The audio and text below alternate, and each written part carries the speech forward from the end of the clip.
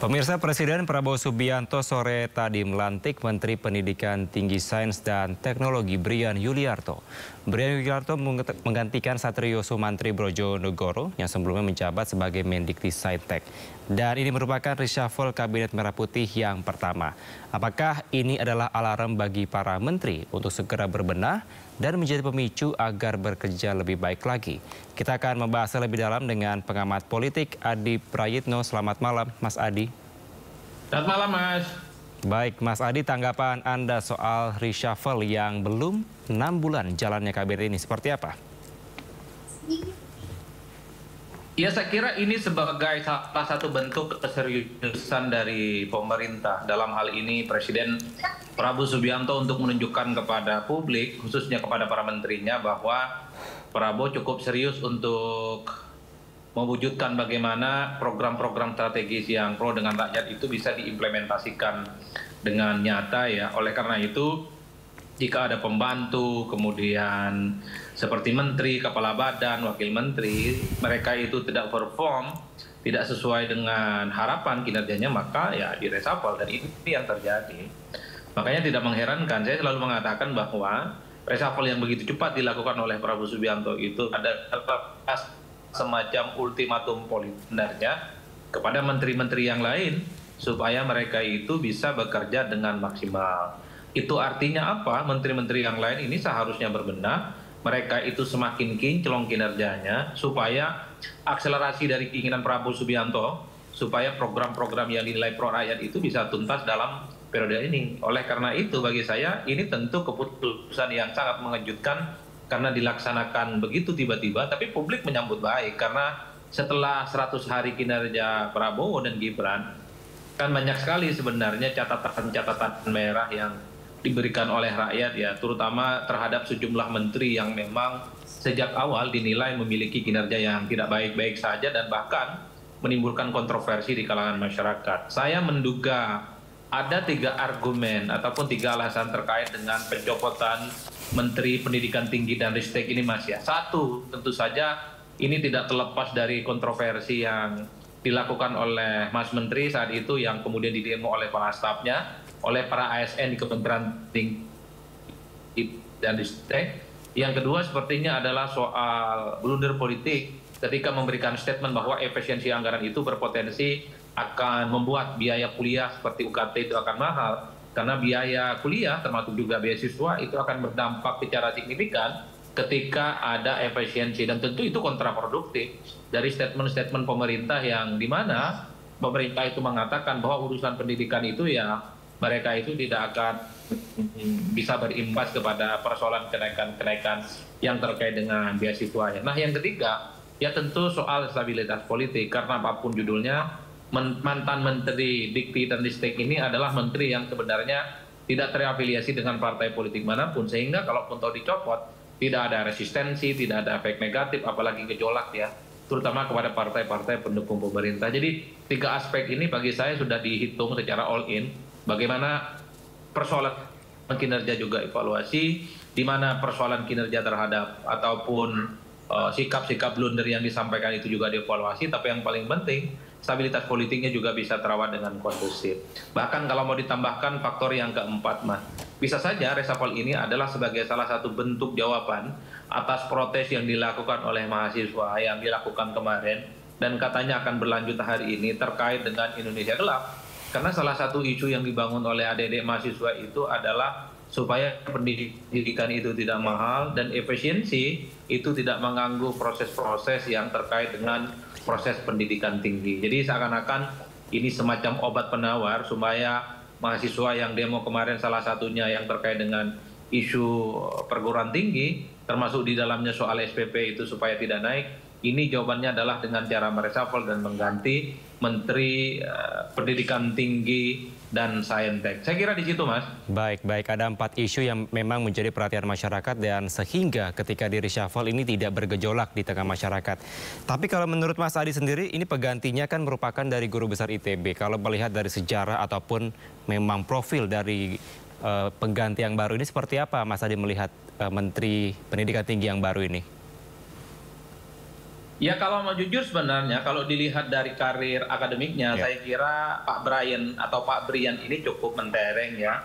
Karena beliau itu kalau tidak salah tadi sudah disebutkan adalah wakil rektor Ya. atau pembantu rektor ya. Saya kira itu sudah memenuhi kualifikasi akademik, sudah memiliki kapasitas, kompetensi yang saya kira itu di atas rata-rata. Dan yang paling penting tadi sudah disebutkan bahwa Pak Brian itu misalnya aktif di Muhammadiyah. Belakangan ini memang terutama ketika Prabowo Subianto jadi presiden, kemesraan dan kehangatannya dengan Muhammadiyah itu juga memang cukup terlihat di berbagai tempat. Jadi dua aspek ini yang saya kira menjadi akumulasi bagaimana Pak Brian itulah yang kemudian ditunjuk untuk menjadi menteri yang baru, Menteri Pendidikan Tinggi, dan kemudian Riset dan Dikti. Dan kita juga tahu Mas bahwa Kementerian Perguruan Tinggi ini memang sejak lama seakan-akan memang menjadi jatah dalam tanda kutip ya, menjadi pos kementerian yang memang selalu terafiliasi dengan kawan-kawan Muhammadiyah. Seperti halnya misalnya kita melihat Kementerian Agama ya, di mana seakan-akan dari dulu Kementerian Agama itu memang selalu terasosiasikan dengan kader-kader Nahdlatul Ulama. Jadi bagi saya itulah yang saya sebutkan, setiap pos menteri dan kementerian yang diangkat itu pastinya memiliki irisan yang cukup banyak, kapasitas, kompetensi, mewakili perguruan tinggi, dan tentu saja mewakili ormas keagamaan Islam di Indonesia. Saya kira di situ komentar saya. Baik. Mas Adi, ini kan juga tentu dapat menjadi perhatian juga dari masyarakat bahwa tetap mengawasi dan menyoroti kinerja-kinerja dari para menteri di Kabinet Merah Putih. Kira-kira setelah dari Mendikti Saintek ini, kira-kira kementerian mana yang akan mendapatkan sorotan dari publik kalau dari kacamata Mas Adi sendiri? Saya kira kalau menyebut kementeriannya memang agak rumit Mas ya.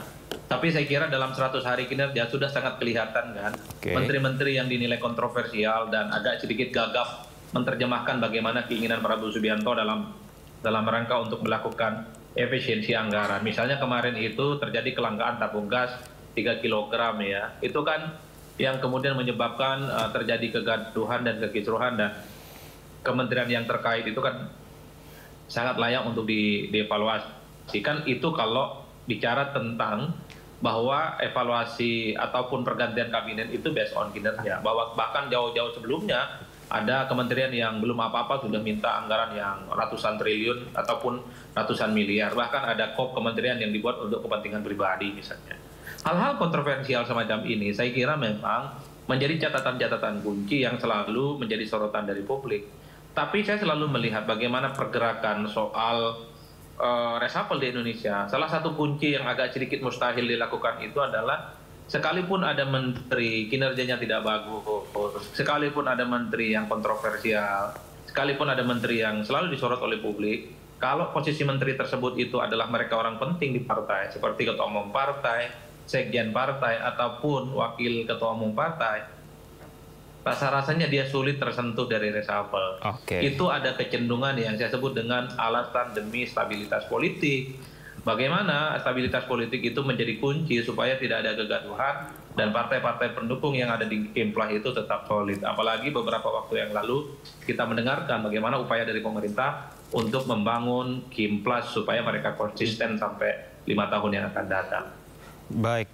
Lalu bagaimana Mas, misalkan ada menteri yang kontroversi begitu ya, dan setiap kebijakannya nampaknya ini tidak pro dengan rakyat, tapi terafiliasi dengan partai politik. Rakyat akan merugi dong Mas Adi kalau seperti itu. Ya mestinya begitu. Kan sebenarnya kalau mau jujur, listing pertama dalam alasan melakukan reshuffle itu mestinya kinerja. Bukan soal dukungan politik ya. Kinerja itu di atas segala-galanya supaya sang menteri yang memang bagian dari kepentingan kekuasaan, mereka itu bisa menunjukkan kepada publik sesuatu yang dikerjakan itu adalah berguna untuk bangsa dan negara. Bahkan terkait dengan misalnya ya pagar laut yang ada di Kabupaten Tangerang, kan kementerian terkait salah satunya yang ngurus laut lah kira-kira begitu kan disorot karena terkesan tidak berani kan untuk mengambil tegas bagaimana persoalan pagar laut. Baru kemudian ketika TNI Laut misalnya kemudian seakan-akan paling depan gitu ya untuk berani mengungkap dan menindak bagaimana yang terkait dengan kekisruhan pagar laut di Kabupaten Tangerang. Hal-hal yang semacam ini tentu menjadi warning dari publik, diperhatikan satu persatu.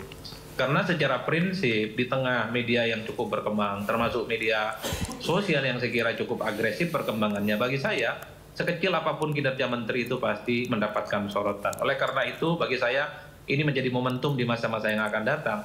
Pergantian Menteri Dikti dan Ristek itu adalah semacam pesan kepada menteri-menteri yang lain untuk segera berbenah menunjukkan kinerja mereka yang kelihatan pro dengan rakyat. Karena saya kira Prabowo Subianto itu akan menutup mata siapapun menteri dan pembantunya kalau memang tidak perform, tidak sesuai dengan ekspektasi, tidak bekerja dengan maksimal, ya pastinya akan ditindak dan pastinya akan direshuffle. Baik, tentunya kita harapkan Mendikti-Saintek yang baru dapat lebih baik tentunya dan tidak ada kontroversi seperti yang Anda sampaikan tadi, ada 4 poin dan juga menjadi cerminan buat kementerian lain dapat berbenah dan memberikan yang terbaik bagi masyarakat tentunya. Terima kasih Mas Adi telah bergabung bersama kami di Sindo Prime. Selamat malam, sehat selalu.